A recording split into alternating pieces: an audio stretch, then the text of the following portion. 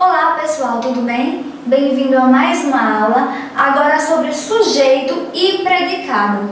Nesta aula de hoje nós também estudaremos os tipos de sujeito. Então vamos lá. Eu coloquei aqui de início um poeminha de Mário Quintana.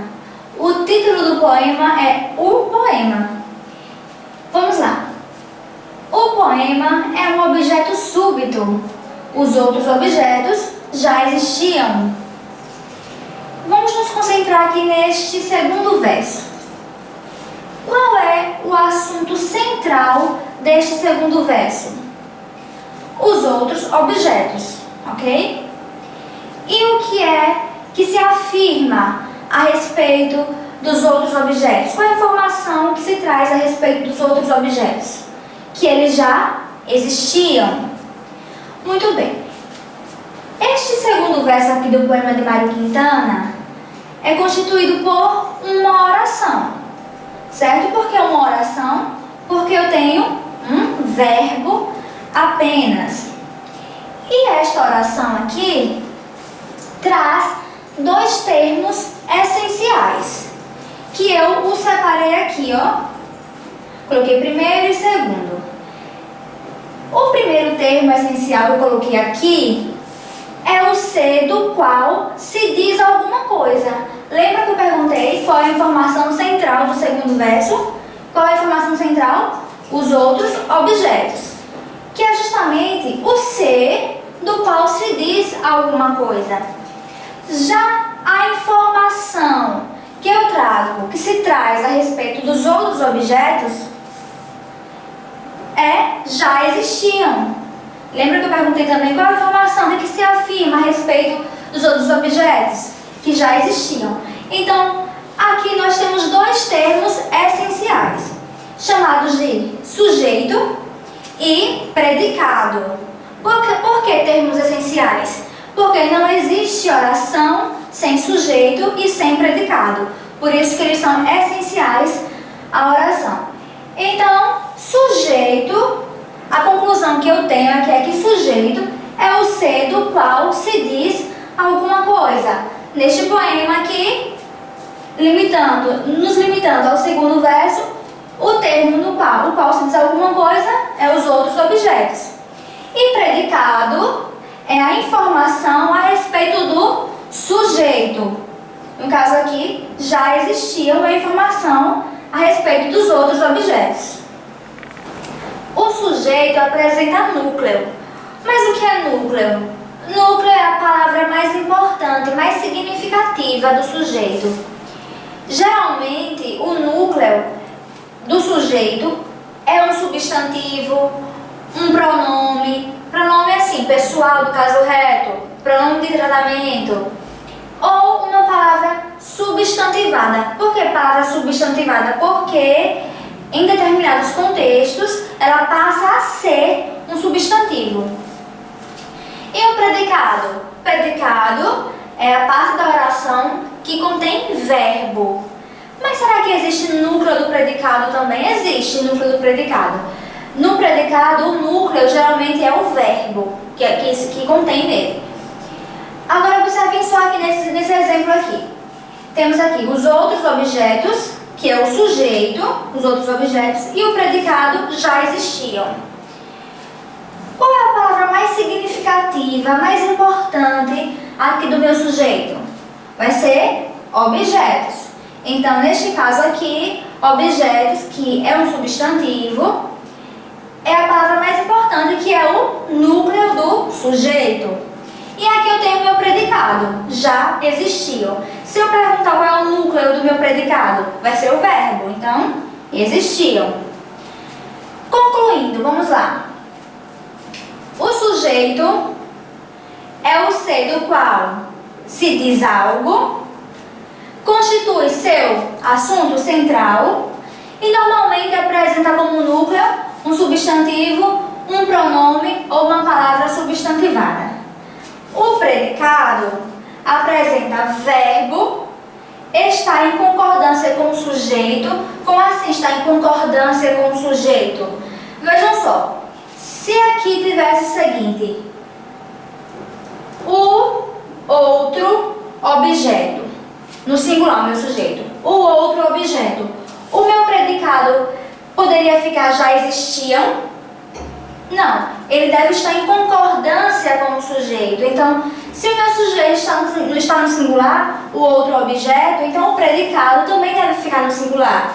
Então, já existia e não existiam. Mas como ele estava no plural, então meu predicado também ficou no plural. Por isso que o predicado deve estar em concordância com o sujeito. E no predicado também contém informação ou informações a respeito do sujeito. Eu coloquei 3 exemplos aqui para mostrar a vocês que nem sempre o sujeito fica na frente da oração, né? Às vezes ele pode ficar no meio, às vezes ele pode ficar no final, mas não vai deixar de ser sujeito por isso. Observem só.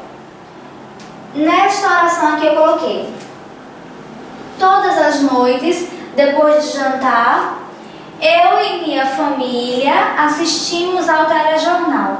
Observem que eu tenho no início da oração o predicado.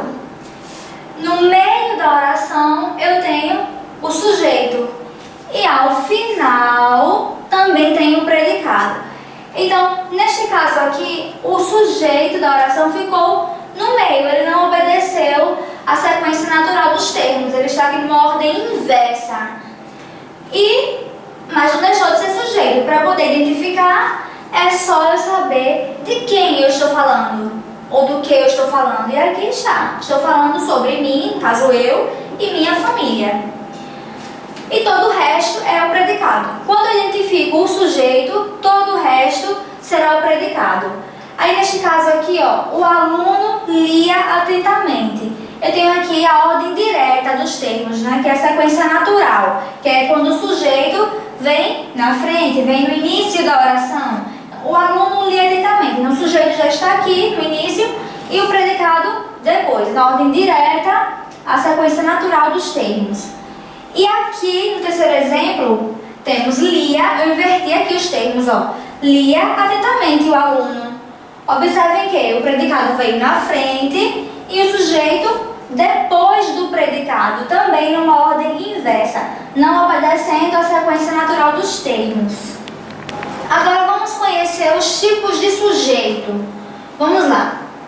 Os sujeitos podem ser simples, composto, oculto, que é o mesmo que implícito, ou elíptico, que algumas gramáticas trazem assim, e indeterminado. Então vamos iniciar aqui com o sujeito simples. Sujeito simples é aquele que possui apenas um núcleo. Núcleo é o que mesmo? É a palavra mais importante, mais significativa do sujeito. Então vamos lá. As crianças tomaram todo o sorvete do pote. Quem tomou todo o sorvete do pote? De quem estou falando aqui? Das crianças. Então aqui, ó, as crianças, sujeito da oração. De quem estou falando? Agora vejam só. Do meu sujeito, qual é a palavra mais importante, mais significativa? Lembrando que o núcleo do sujeito pode ser um substantivo, uma palavra substantivada ou um pronome. Então aqui no caso vai ser crianças, que é o substantivo, porque as aqui é artigo, então não entra. Então crianças é o substantivo, a palavra mais importante do sujeito, portanto núcleo. Tenho quantos núcleos aqui? Um apenas. Você tem um núcleo, sujeito simples. Agora, o sujeito composto possui mais de um núcleo. Vamos lá. Crianças e adultos tomaram todo o sorvete do pote. Quem tomou todo o sorvete do pote? Crianças e adultos. De quem estou falando? De crianças e adultos. Então temos aqui o meu sujeito, ó. Sujeito, crianças e adultos. Quais são as palavras significativas, importantes, mais importantes do meu sujeito? Crianças, adultos, não incluo, eu não posso incluir o é aqui, porque ele não é substantivo, não é pronome, nem palavra substantivada, portanto não entra. Então, núcleo, crianças, adultos. Quantos núcleos eu tenho? 2. Se eu tenho mais de um núcleo, eu tenho um sujeito composto. E o sujeito oculto? O sujeito oculto é o seguinte: o sujeito está escondidinho, ele não aparece explicitamente na oração. Eu sei que tem. Como é que eu sei que tem o sujeito ali? Pela terminação do verbo, pela desinência, eu vou saber qual é o sujeito, o termo que representa o sujeito que não está explícito na oração. Então temos aqui, ó, tomamos todo o sorvete do pote. Tomamos. Eu tomamos, eles tomamos. Quem tomou? Nós. Pela terminação do verbo, pela desinência, nós, eu sei que estou me referindo a nós, que está escondidinho aqui. Ele não aparece explicitamente, mas pela desinência eu sei qual é a palavra que representa o sujeito, que é nós. Sujeito indeterminado.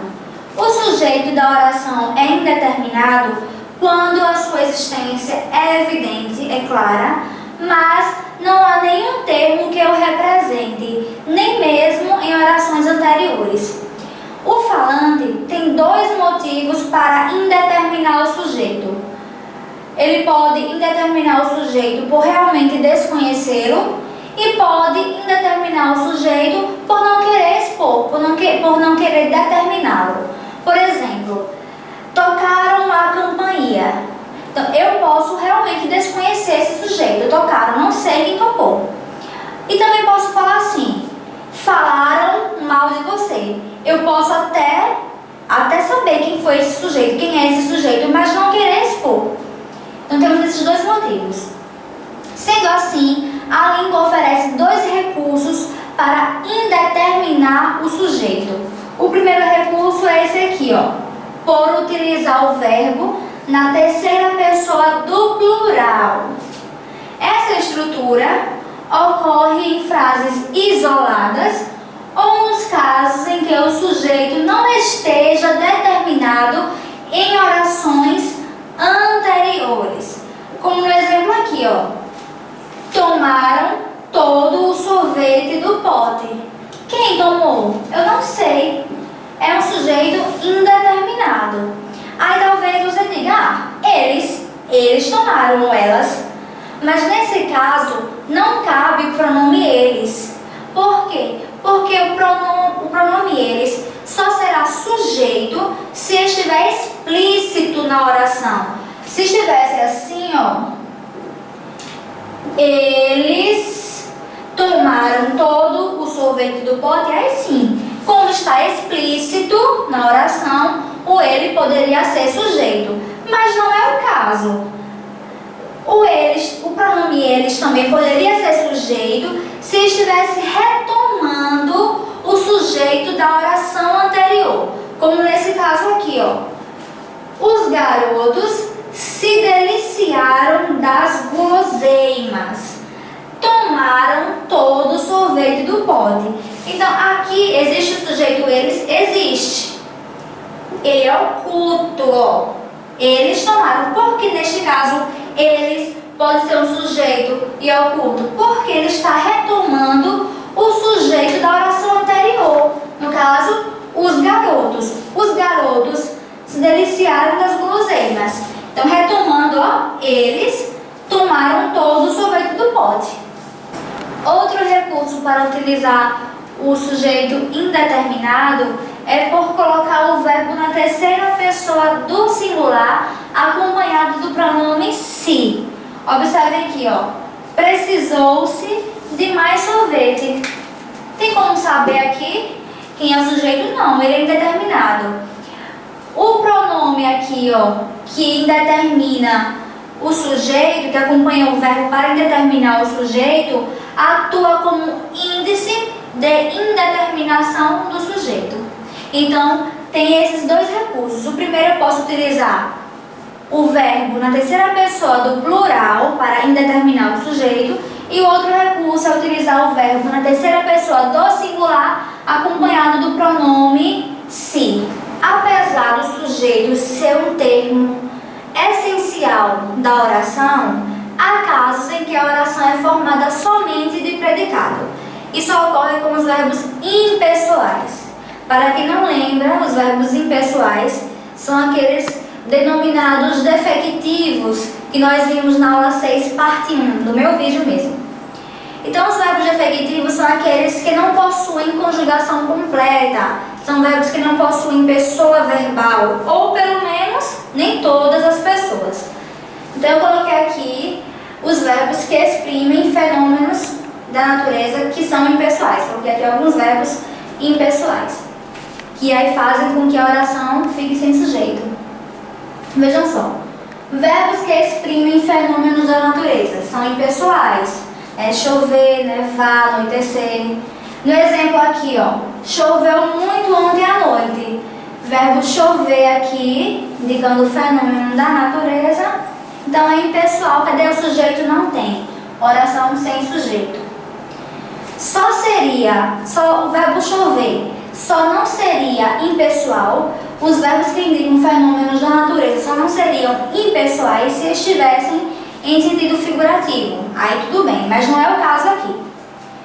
Verbo haver significando existir e acontecer. Então, o verbo haver no sentido de existir e acontecer é impessoal. Havia poucas pessoas na reunião de paz. Cadê o sujeito? Não tem. Oração sem sujeito, porque o verbo haver aqui está no sentido de existir, então é impessoal. Verbos haver e fazer, indicando o tempo decorrido. Vejamos. Faz meses que não me telefona. Cadê o sujeito da oração? Não tenho oração sem sujeito, porque eu tenho o verbo fazer aqui, indicando o tempo passado. Há anos que não vejo. A mesma coisa, o verbo haver aqui é impessoal, porque indica tempo decorrido. Os verbos fazer, estar e ser, na indicação de fenômeno natural ou de tempo. Ó, faz muito calor em Aracaju. É uma oração sem sujeito, porque o verbo fazer aqui está indicando fenômeno natural. Já está tarde, também é oração sem sujeito, porque o verbo estar aqui está indicando tempo. E são 2 horas, olha só. O verbo ser é o único que pode ficar na terceira pessoa do plural, para poder concordar com o predicativo. Tá? Então, são 2 horas. O verbo ser aqui pode ficar na terceira pessoa do plural. Bem, espero que vocês tenham gostado da aula de hoje e na próxima aula nos veremos com tipos de predicado. Até lá!